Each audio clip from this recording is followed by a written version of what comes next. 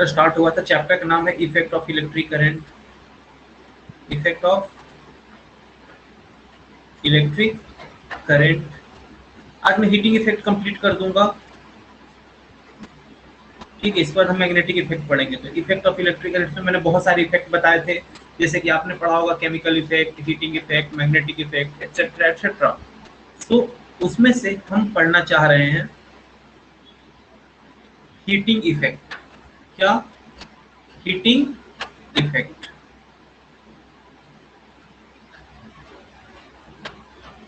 Heating effect. तो heating effect मैंने आपको ये बताया था कि जैसे कोई भी डिवाइसेस हम घर में यूज करते हैं, तो वो सारे डिवाइसेस जब करंट पास होता है तो उसमें क्या होता है, हीट प्रोड्यूस होता है। आवाज आ रही है ना बच्चों? मेरी आवाज आ रही है? मैसेज कर दो एक बार। गुड। इससे मैंने आपको कुछ फॉर्मूले बताए थे, जैसे हीट का मैंने आपको 3 फॉर्मूला बताया होगा। V I T, H equal to बताया होगा V square T upon R, और एक बताया होगा H equal to I square R T. Am I right? क्या मैंने तीनों फॉर्मूला बताया था कल? बोलो बच्चों।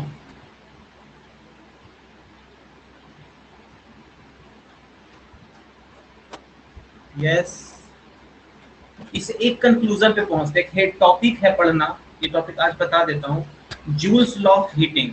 चैप्टर का नाम क्या है? Joule's laws of heating. ठीक है, Joule's law of heating. Joule's law of heating का ये फॉर्मूला देखो। जूल्स लॉ ऑफ हीटिंग कहता क्या है? देखो, ये H equal to I square R T है ना, वो बोलता है कि किसी भी कंडक्टिंग डिवाइस में जो हीट प्रोड्यूस होता है ना, वो डायरेक्टली प्रोपोर्शनल होता है करंट के स्क्वायर के।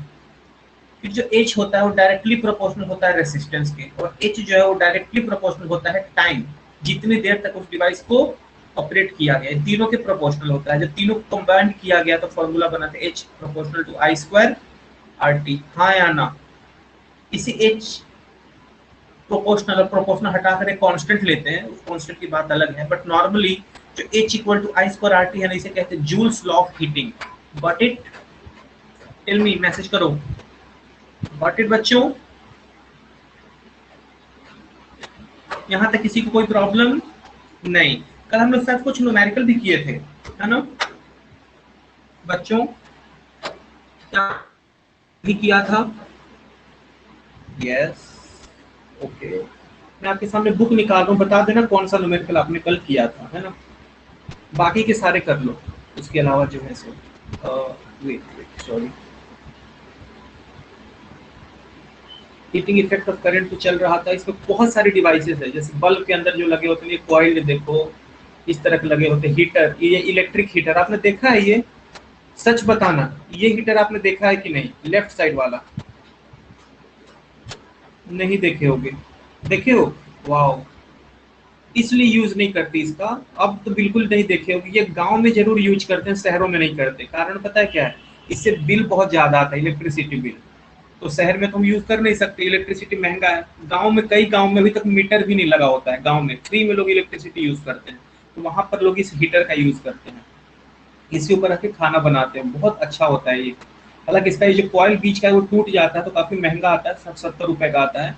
और ये होता है, जो इसका जो मटेरियल तो चीनी मिट्टी का बना होता है। इसको ये भी शायद आता है 100-150 रुपए का आता है। तो इसमें खर्च बहुत ज्यादा होता है अगर ये टूट जाता है तो। मेरे गाँव में है ये, बट शहर में यूज नहीं करते क्योंकि बिल ज्यादा आता है। ओके, तो इलेक्ट्रिक ये कुकिंग हीटर है।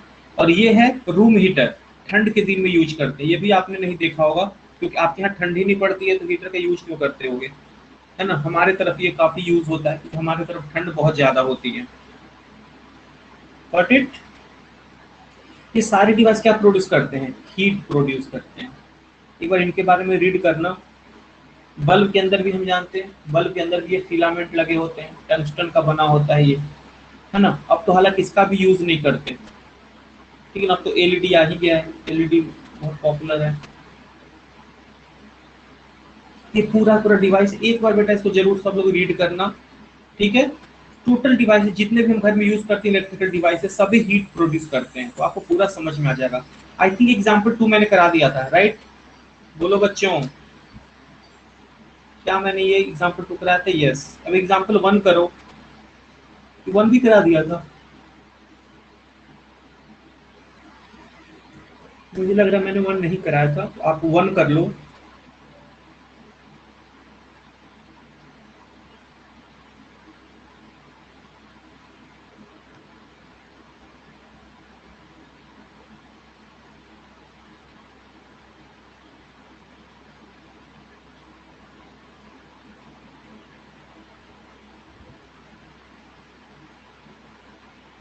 आकांक्षा, भक्ति, मधुरा, कृष्णा। ओके, यही बच्चे आए हैं, बाकी सब क्या कर रहे हैं?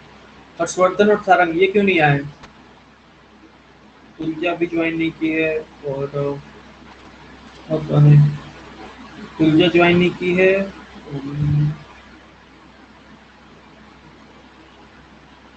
टोटल 9 है। अभी यहाँ पे 4 दिख रहे, एक विराज नहीं है। Start recording. रिकॉर्डिंग स्टार्ट है। 1 also over. Start recording, record हो रहा है भक्ति, है ना?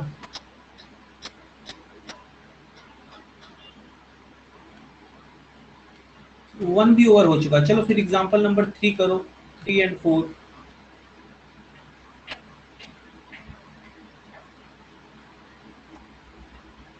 मुझे 2 याद था, हो सकता है करा तो मैं बोल देता हूँ कि ये और ये भी कर लो, आप लोगों ने कर लिया होगा। Example number 3। on my screen it's not showing, that's why okay okay भक्ति, होता है ऐसा, कोई बात नहीं। मैं भी बार बार चेक करता हूँ, एक दिन मेरी वीडियो छूट गई थी, शायद आपके क्लास का ही रह गया था और रिकॉर्ड नहीं हुआ था।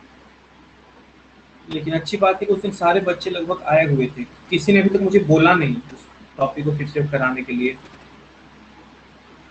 क्योंकि तो मेरे पास वो रिकॉर्ड है नहीं।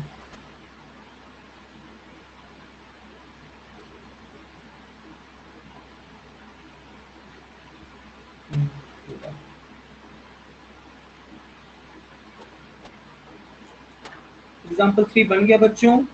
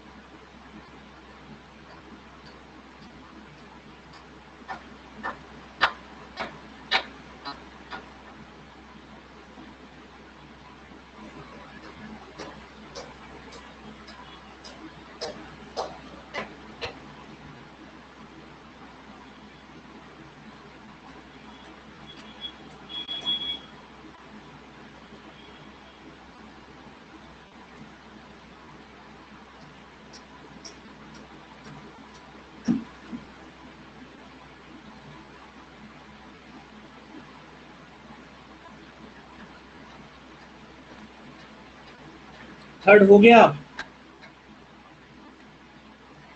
बोलो बच्चों। ठीक है, फोर्थ करो।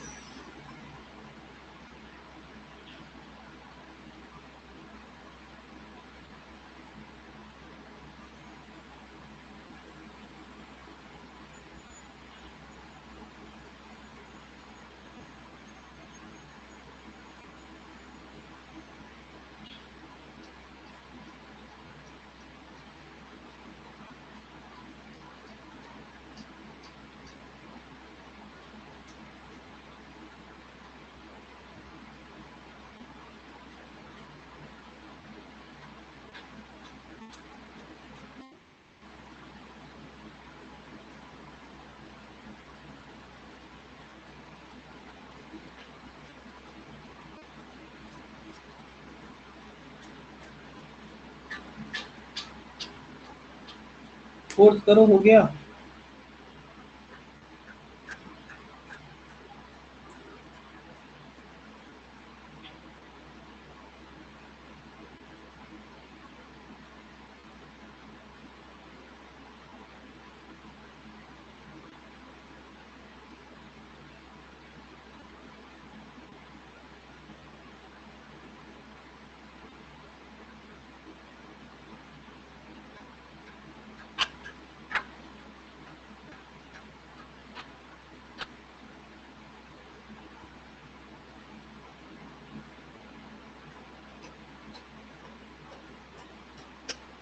डन।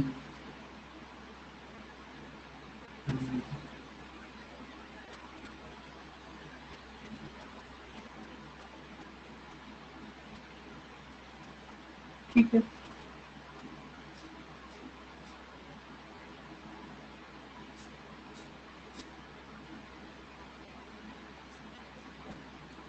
चलो फिर चारों एग्जाम्पल तो बन गए, और नहीं क्या बस।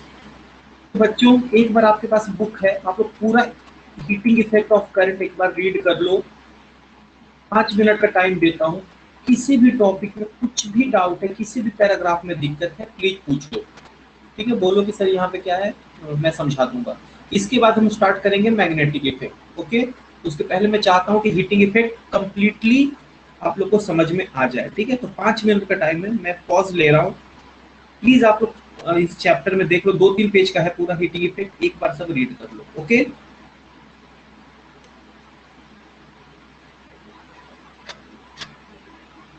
5 मिनट के लिए। 2:13 हो रहा है, 2:18 तक आप एक बार रीड कर लो। आपके सामने बुक भी ओपन कर दी हूँ, यहाँ भी पढ़ सकते हो।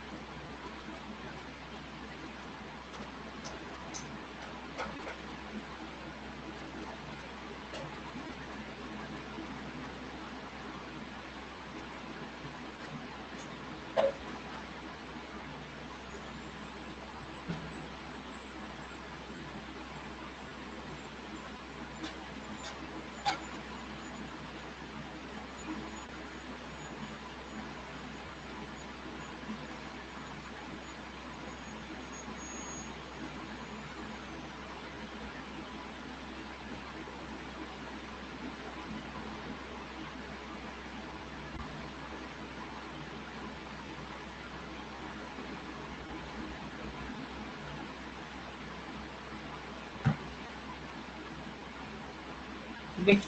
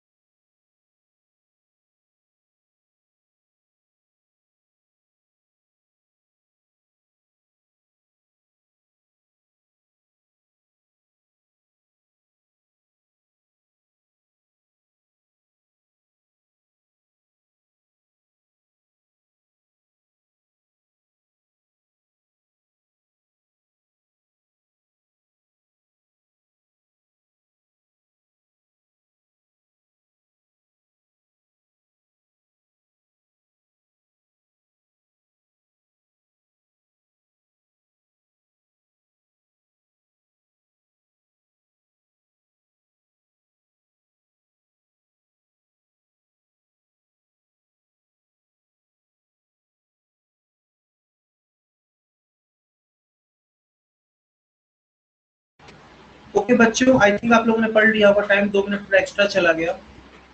जैसे मैं आने वाला था वैसे ही एक फोन आ गया। चलो, तो इफेक्ट अपना कंप्लीट है। किसी को इसमें कोई डाउट है बच्चों? नहीं ना? क्योंकि अब हम स्टार्ट करने वाले मैग्नेटिक इफेक्ट। ठीक है, बहुत इंपॉर्टेंट टॉपिक है, और वो इंपॉर्टेंट इस पॉइंट ऑफ व्यू से है कि जो चीज आप पढ़ोगे ना, ये बिल्कुल बेसिक लेवल है, और इसका एडवांस लेवल आपको क्लास 12th में भी पढ़ना है। According to NCERT, CBSE board के जो बच्चे होंगे वो मैग्नेटिक इफेक्ट ऑफ करंट को 12th में पढ़ते हैं, और आपके महाराष्ट्र बोर्ड के बच्चे 11th में पढ़ते हैं। ओके, तो अगर आपने अभी बेसिक चीजें समझ ली ना, तो आपको 11th 12th में बहुत हेल्प मिलने वाला है। ठीक है, क्योंकि लगभग आपके चैप्टर का जो मैंने कल आपको कंटेंट पूरे लिखवाए थे ना, वो कंटेंट लगभग सारे टॉपिक को टच करता है, लेकिन सब बहुत छोटे लेवल पे पढ़ना है, मतलब सबका थोड़ा थोड़ा आपको पढ़ना है। उन सबका एडवांस लेवल आपको अगली क्लास में पढ़ना है। ठीक है बच्चों, बोल दो, मैसेज कर दो। तो फाइनली मैं आज स्टार्ट करने जा रहा हूँ। ध्यान से समझना कि मैग्नेटिक इफेक्ट ऑफ करंट क्या होता है। थोड़ा बहुत आपने प्रीवियस क्लासेस में भी पढ़ा होगा। ठीक है, मैंने जब पढ़ाया होगा तो मैंने भी जरूर कभी कभी डिस्कस किया होगा मैग्नेटिक इफेक्ट के बारे में। तो आज इसे हम अच्छे से समझते हैं। चलो, यहाँ लिखो heading, magnetic effect of electric current. Magnetic effect of electric magnetic effect of electric current. देखो ये क्या होता है। एक साइंटिस्ट थे जिनका नाम था ऑर्स्टेड। मुझे बहुत अच्छे से याद है, आप लोगों को मैंने ये ऑलरेडी ऑर्स्टेड एक्सपेरिमेंट के बारे में बताया है 2 साल पहले। ठीक है, आप लोग 8th क्लास में थे तो मैंने आपको ये बताया था। साइंटिस्ट का नाम है ऑर्स्टेड। तो Oersted's experiment, Oersted experiment. Now what is Oersted experiment? ठीक है, ऑर्स्टेड एक्सपेरिमेंट होता क्या है? तो देखो, ऑर्स्टेड ने एक एक्सपेरिमेंट अपने सामने किया था। वो एक्सपेरिमेंट क्या था वो मैं आपको बता रहा हूँ। देखो, ऑर्स्टेड जी ने क्या किया था, उन्होंने एक सर्किट तैयार किया था। देखो यहाँ पे एक उन्होंने इलेक्ट्रिक सर्किट तैयार किया था। ये आपको दिखाई दे रहा होगा, वेट यहाँ पे बनाता हूँ। सिर्फ एक बार आपको समझना है और कोई मेहनत आपको नहीं करनी है। यहाँ पे सपोज कोई स्विच लगा हुआ है।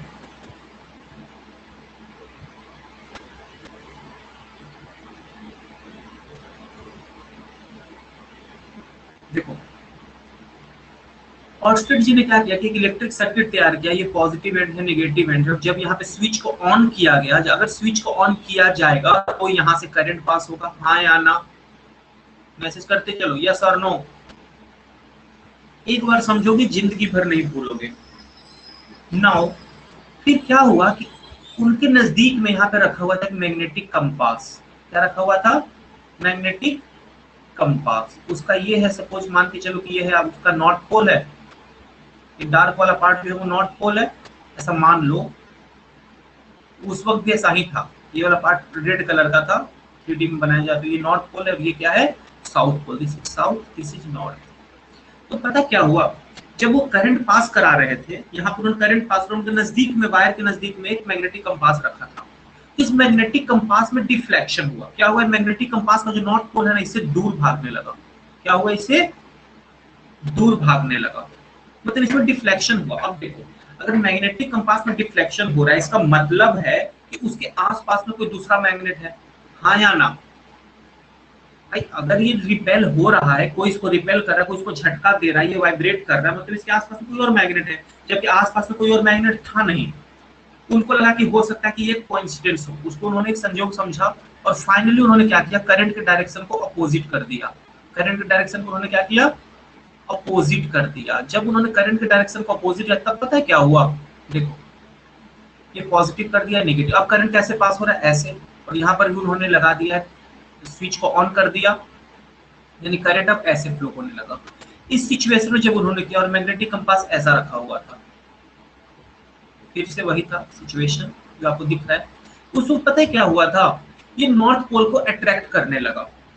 मतलब एक बार नॉर्थ पोल को रिपेल किया, एक बार नॉर्थ पोल को अट्रैक्ट किया। अच्छा, अब एक चीज तो कंक्लूजन हो गया कि ये संयोग नहीं था, संयोग एक बार होता है, कोइंसिडेंस एक बार होता है, बार बार नहीं, है ना। तो इसका मतलब ये हुआ कि अगर इस मैग्नेट में कोई डिफ्लेक्शन हो रहा है, मतलब इसके आसपास में कोई और मैग्नेट है, ठीक है। तो आसपास में कोई और मैग्नेट तो था नहीं, तो आसपास में क्या मैग्नेट था। उसके बाद उन्होंने कंक्लूजन दिया, क्योंकि देखो यहाँ पे डिफ्लेक्शन हो रहा था दूसरे डायरेक्शन में, नीचे की ओर डायरेक्शन मूव हो रहा था। अगली बार जब डायरेक्शन उल्टा किया गया, देखा कि डिफ्लेक्शन भी अपोजिट डायरेक्शन में हो रहा है। इसका मतलब कि जो मैग्नेटिक कंपास में डिफ्लेक्शन हो रहा है वो करंट के डायरेक्शन पे डिपेंड कर रहा है। Right right. इससे ऑर्स्टेड जी ने एक कंक्लूजन दिया, उन्होंने एक कंक्लूजन दिया। वो कंक्लूजन क्या था? उन्होंने कंक्लूजन दिया, और वही कंक्लूजन आप लोग पहले पढ़े हो, लेकिन ये पता नहीं था कि ये कंक्लूजन ऑर्स्टेड जी ने दिया था। कंक्लूजन क्या था? उन्होंने फाइनली एक स्टेटमेंट दिया कि ये डिफ्लेक्शन क्यों हुआ, क्योंकि यहाँ पर जो वायर था या जो मैग्नेटिक जो कंडक्टर था, उसे जब हम करंट पास कराए, उस कंडक्टर के चारों तरफ मैग्नेटिक फील्ड जनरेट हो गया। मतलब वो conductor as a magnet treat करने लगा।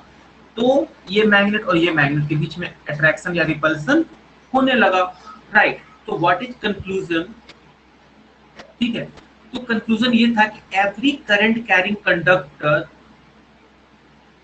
या फिर ऐसे बोल सकते हैं कि when a conductor sorry, a current is passes through a conductor, therefore around the conductor there is a magnetic field around the conductor. Okay, magnetic field around the conductor. ये कंक्लूजन था ऑर्स्टेड का। इसी concept को use करके आगे चल के electromagnet बनाया गया था। आपने इलेक्ट्रोमैग्नेट जरूर पढ़ा होगा, उसमें देखा होगा कि एक कंडक्टर था, उसको वायर से इंसुलेट, वायर से उसको चारों तरफ क्या कर दिया गया था? इंसुलेट किया गया था, और वायर से करंट पास कराया गया था। वो एक मैग्नेट के जैसा ट्रीट करता था, और उसी पे बेस्ड आप एक डिवाइस भी पढ़े थे, इलेक्ट्रिक बेल। याद आ रहा है? इलेक्ट्रिक बेल मैंने ही आपको पढ़ाया है 2-3 साल पहले। याद आ रहा है बच्चों? इलेक्ट्रिक बेल इलेक्ट्रोमैग्नेट पे बेस्ड था, और इलेक्ट्रोमैग्नेट एक्चुअली किस पे बेस्ड था? इलेक्ट्रोमैग्नेट एक्चुअली बेस्ड था ऑर्स्टेड एक्सपेरिमेंट पे, लेकिन ऑर्स्टेड एक्सपेरिमेंट हमको इस क्लास में पढ़ना है। समझ में आई बातें? बोलो बच्चों। ये ऑर्स्टेड एक्सपेरिमेंट था। मैंने डायरेक्शन कुछ उल्टा नहीं, मैंने सही लिया। इस डायरेक्शन में आएगा तो अट्रैक्शन होगा, मैंने उल्टा बना दिया क्या? हाँ, मेरा डायरेक्शन थोड़ा सा अपोजिट हो गया, मुझे लग भी रहा था ये, तभी मैंने बुक में भी देखा। जब इधर डायरेक्शन आ रहा है तो नॉर्थ ईस्ट की तरफ, इसके लिए रूल भी होता है, मैं रूल बता रहा हूँ अभी थोड़ी देर में। मैंने रूल को बिना सोचे मैंने फिगर बना दिए थे। जब इधर आ रहा है तो इसमें नॉर्थ अट्रैक्ट कर रहा है, और जब इधर जा रहा है तो ये नॉर्थ को रिपेल करेगा। तो नॉर्थ को रिपेल करेगा या साउथ को अट्रैक्ट करेगा, बात तो वही है। फिगर ड्रॉ कर लो जल्दी से।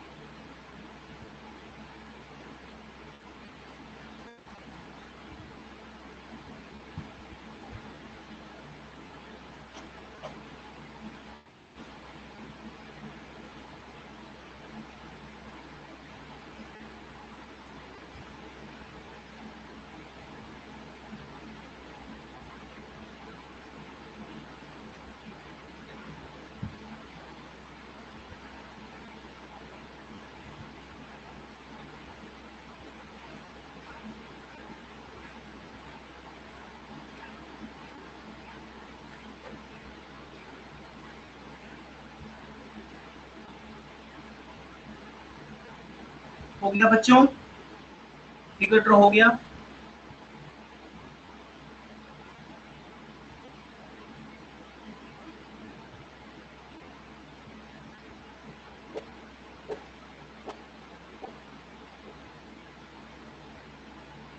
ठीक है, पर बुक में इसको रीड कर लेते हैं स्टेटमेंट को। देखो, मैग्नेटिक इफेक्ट जहां भी स्टार्ट होगा सबसे पहले ऑर्स्टेड एक्सपेरिमेंट की बात की जाएगी। ऑर्स्टेड एक्सपेरिमेंट आपको एग्जाम में नहीं पूछा जाता, सिर्फ इस एक्सपेरिमेंट के बारे में बता दिया गया है यहाँ पे, ठीक है। अदरवाइज ऑर्स्टेड एक्सपेरिमेंट का कंप्लीट स्टडी आपको क्लास 11th या 12th में पढ़ना है। वहां पे आता है कि write a short note on Oersted experiment या what is experiment done by Oersted, वो सारी चीजें आती है। यहाँ पे सिर्फ आपको फिगर बना करके समझना है। ओके, एक बार ये रीड कर लो सारे लोग, ट्राई दिस, ये पूरा पढ़ो, एक्सपेरिमेंट पूरा दिया हुआ है।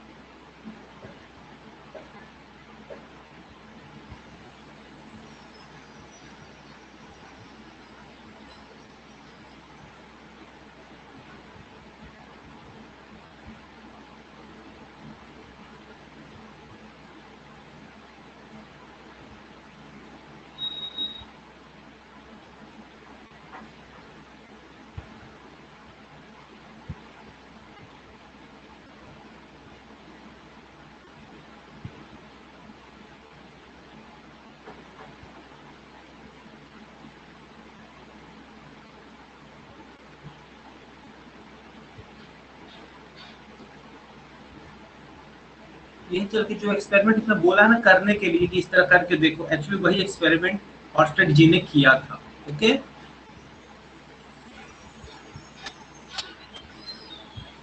तो यहाँ तक ट्राई दिस से ऊपर तक पढ़ना है, उसके नीचे नहीं पढ़ना है। उसके नीचे मैं बताने वाला हूँ।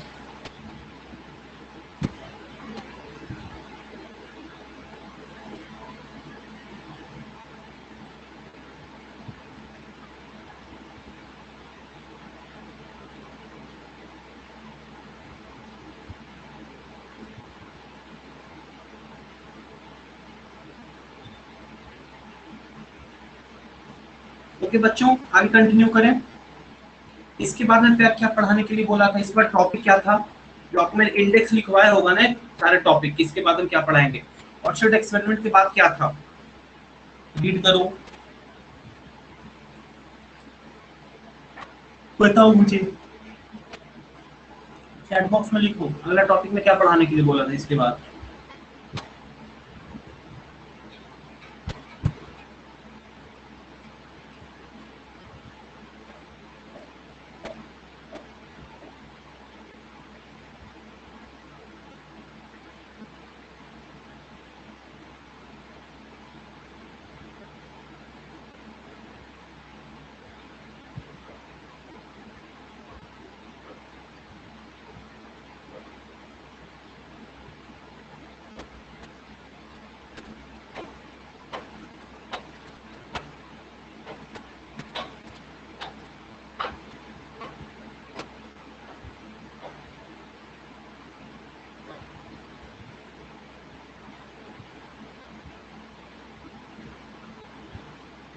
कोई नहीं बोल रहा है, मैंने कल इंडेक्स लिखवाया था ना कि इसके बाद ऑर्चर्ड एक्सपेरिमेंट के बाद क्या कराने वाला हूं, मुझे पता है, बट फिर मैं आपसे सुनना चाहता हूँ।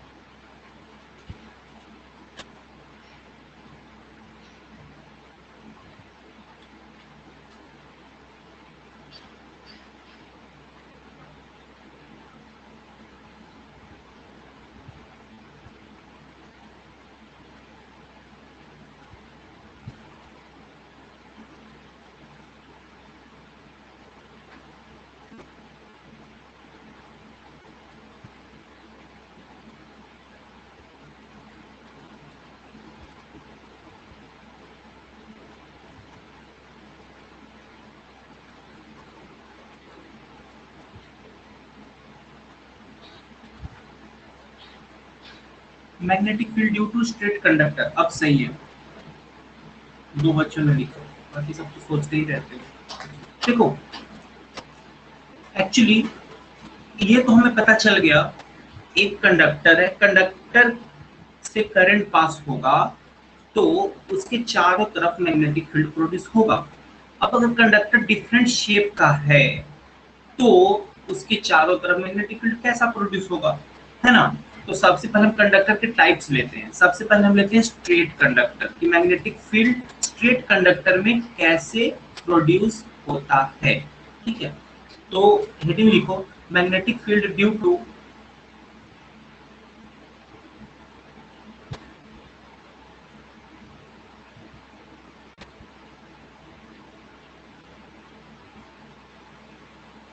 magnetic field due to straight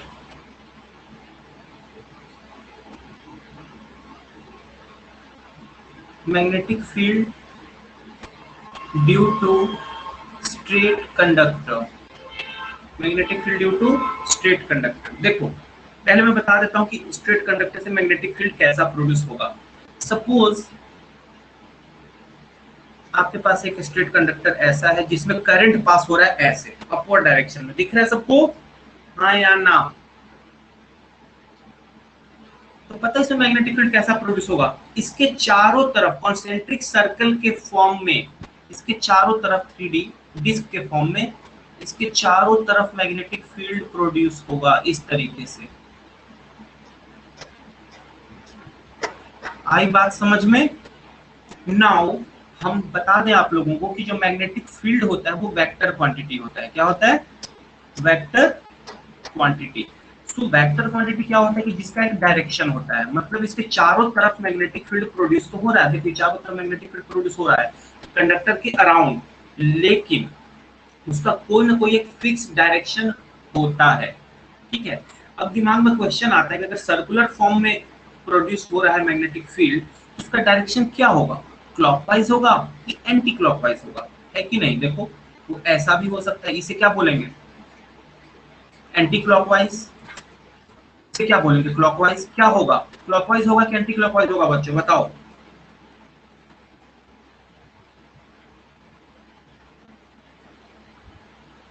पता है किसी को, एंटी क्लॉकवाइज। क्यों, क्योंकि आप लोग का मन किया इसलिए, है ना। ठीक है, वैसे सारंग आपका सही है, लेकिन इस डायरेक्शन को फाइंड करने के लिए हम एक रूल पढ़ेंगे इसके बाद। पहले इस फिगर को ड्रॉ ऐसे करना, प्लीज। हाँ, right hand thumb rule, very good, Sarang को पता है। ये शायद आपको था 8th में, ये भी है ना।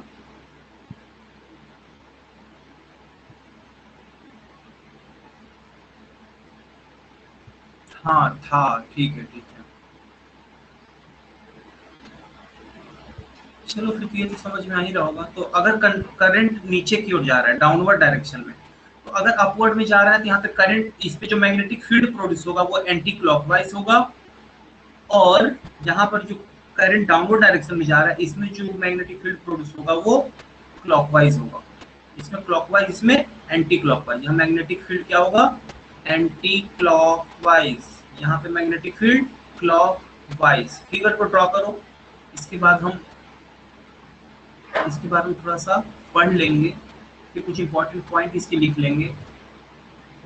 फिगर ड्रॉ करो पहले।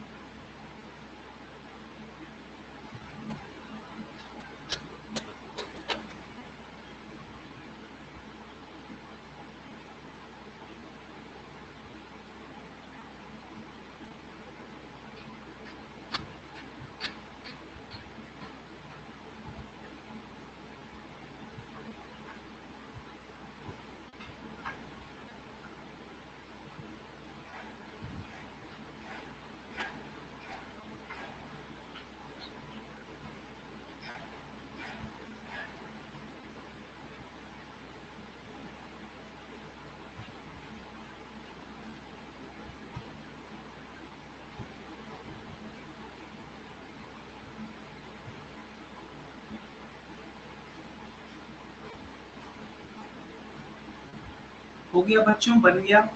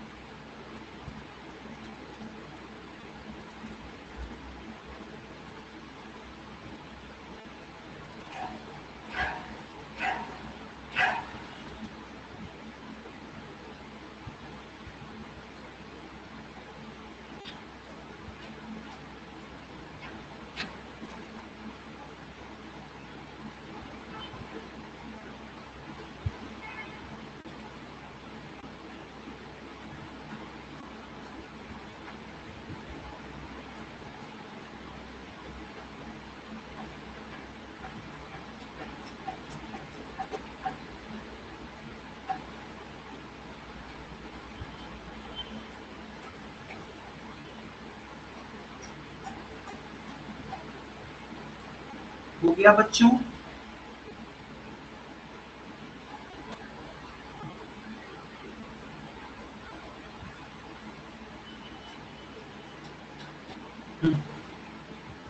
ठीक है,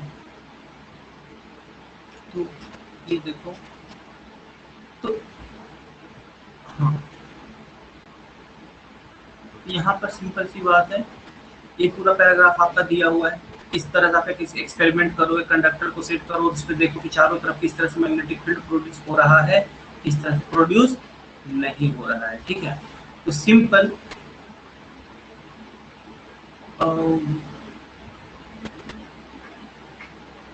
एक बार चाहो इसको रीड कर लो बच्चों, एक्सपेरिमेंट है, लिखा हुआ है, पता नहीं इसमें और क्या क्या लिखा है, आप लोग एक बार पढ़ लो।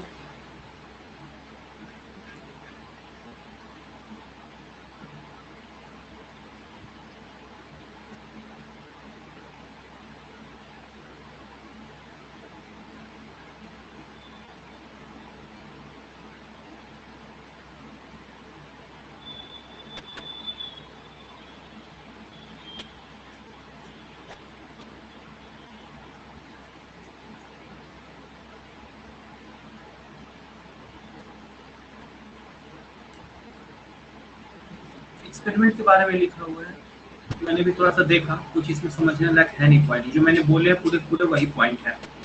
बस इम्पोर्टेंट ये है, लिसन, इम्पोर्टेंट बस ये है कि इसका डायरेक्शन कैसे पता चलेगा, कि एंटी क्लॉकवाइज होगा कि क्लॉकवाइज होगा। इसके लिए एक रूल है जिसे कहते हैं राइट हैंड थंब रूल। क्या बोलते हैं उसे? Right hand thumb, right hand thumb rule. Okay बच्चों, अभी राइट हैंड थंब रूल क्या कहता है, उनका स्टेटमेंट समझ लो। थम्स अप का देखिए symbol, Thums Up taste the thunder होता है ना, तो थम्स अप इसी तरह का कुछ सिंबल होता है, बुक में आपको दिख रहा होगा। इसमें मान के चलो कि आपने बीच में फिंगर से आपने एक कंडक्टर को होल्ड करके रखा है, कंडक्टर को पकड़ा है, और इस तरह से थंब के डायरेक्शन को आप अपवर्ड डायरेक्शन में दिखा रहे हो। तो अगर आप टॉप से देखो, कहां से देखो, यहां से देख रहे हो, आप ऊपर से देख रहे हो, तो अगर करंट जा रहा है अपवर्ड डायरेक्शन में, तो ये कर्ल्ड फिंगर का जो डायरेक्शन होगा वही होता है मैग्नेटिक फील्ड का डायरेक्शन। मतलब आप ऊपर से अपने राइट हैंड को इस तरीके से फिक्स करो और ऊपर से देखो, अगर ये थंब अपवर्ड डायरेक्शन में है तो कर्ल्ड फिंगर का डायरेक्शन कैसा है, आप लोगों को एंटी क्लॉकवाइज दिख रहा होगा, हाँ या ना? कर्ल्ड फिंगर का डायरेक्शन क्या है? एंटी क्लॉकवाइज है कि नहीं है? तो मैग्नेटिक फील्ड का डायरेक्शन भी कैसा होगा? Anti clockwise. इसी तरीके से अगर आप फिंगर थंब को डाउनवर्ड डायरेक्शन में करते हो और ऊपर से देखते हो, तो आपके जो फिंगर है, छोटी फिंगर जो सबसे है, उसका डायरेक्शन कैसा दिख रहा है? Clockwise. It means magnetic field का डायरेक्शन कैसा होगा? क्लॉकवाइज। समझ में आया बच्चों आप लोगों को? Who gave the rule? Maxwell. एक साइंटिस्ट है, मैक्सवेल ने रूल दिया था, ग्लेन मैक्सवेल नहीं, जो क्रिकेट खेलता है वो नहीं, 19th सेंचुरी के थे वही मैक्सवेल, जिन्होंने आगे चल करके स्पीड ऑफ लाइट भी दिया था। ओके, तो यहाँ तो दिया नहीं क्या मैक्सवेल के बारे में? दिया होगा कहीं ना कहीं, नहीं दिया तो कोई बात नहीं। और देखो दिया बच्चों, right hand thumb rule is called Maxwell cork screw rule. अच्छा, ये तो ये इसका एक और नाम है कॉर्क स्क्रू रूल। तो मैक्सवेल का इसलिए कहते हैं क्योंकि मैक्सवेल ने दिया था। कॉर्क स्क्रू भी यही है, इसको स्क्रू से समझ सकते हो, जैसे स्क्रू को टाइट करते हो ना, स्क्रू को ढीला करते हो, यस और नो। स्क्रू को अपवर्ड डायरेक्शन में भेजना हो तब क्या करते हो, एंटी क्लॉकवाइज डायरेक्शन में घुमाते हो पेचकस को, राइट। इसीलिए उसको कॉर्क स्क्रू रूल भी कहते हैं, ये भी मैक्सवेल ने ऑब्जर्व किया था। समझ में आया बच्चों? इनका ये स्टेटमेंट लिख लेना, पहले ये फिगर ड्रॉ करो, हेडिंग लिख लिए sorry right hand thumb rule, हाँ या ना। इसमें इनका ये statement as it is copy कर लो। ये टू फाइंड ऐसे लिखना, right hand thumb rule states that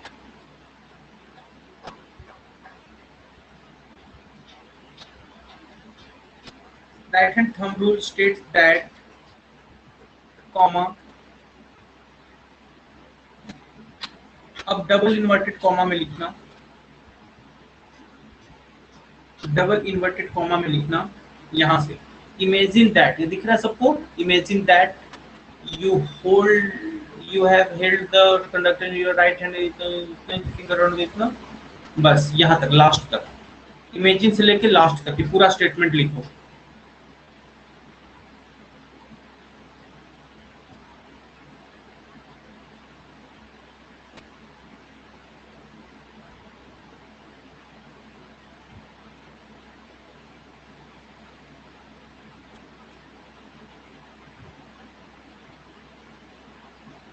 खुद से भी अपने फिंगर को टर्न करके ऐसा चेक कर सकते हो, है ना, कि जो मैंने बताया वो सही है कि नहीं।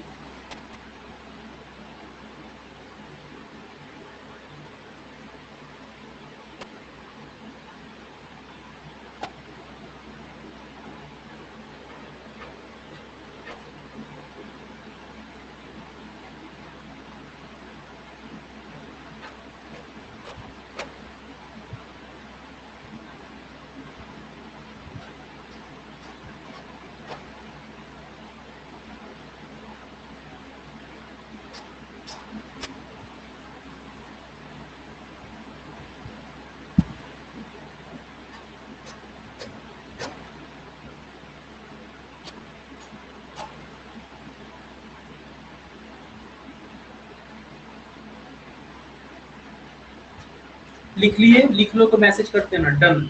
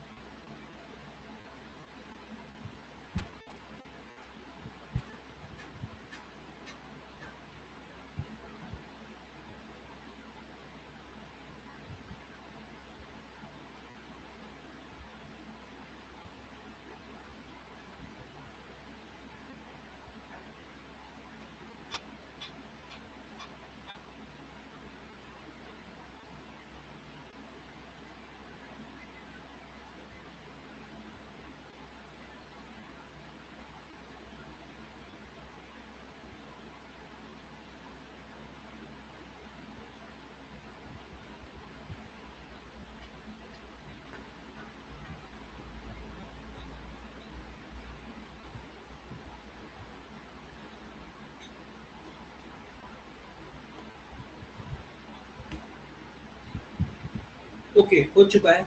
इसके बाद मैंने जो आपको नेक्स्ट टॉपिक लिखवाया था वो बताया था magnetic field produced by current through circular loop, मतलब सर्कुलर कंडक्टर। अगर अभी कंडक्टर कैसा है, स्ट्रेट कंडक्टर, स्ट्रेट कंडक्टर में कैसा मैग्नेटिक फील्ड प्रोड्यूस हुआ हमने देख लिया। अब हम देखेंगे कि अगर हमारे पास कंडक्टर जो है वो सर्कुलर है, सर्कुलर कंडक्टर हो तो उसके चारों तरफ मैग्नेटिक फील्ड कैसा प्रोड्यूस होता है ना, ये हम सीखेंगे अगली क्लास में। ठीक है बच्चों, आज की क्लास में किसी को कोई डाउट? आज की क्लास में किसी को कोई डाउट? अगर नहीं है तो लिख दो नो डाउट, नो। ठीक है, ठीक है, फिर इस वीक का आपको टाइम टेबल में रात तक भेज दूंगा। ठीक है, इस वीक में कौन कौन सा शेड्यूल अपना होगा। तो आज के लिए इतना ही, बाय बाय।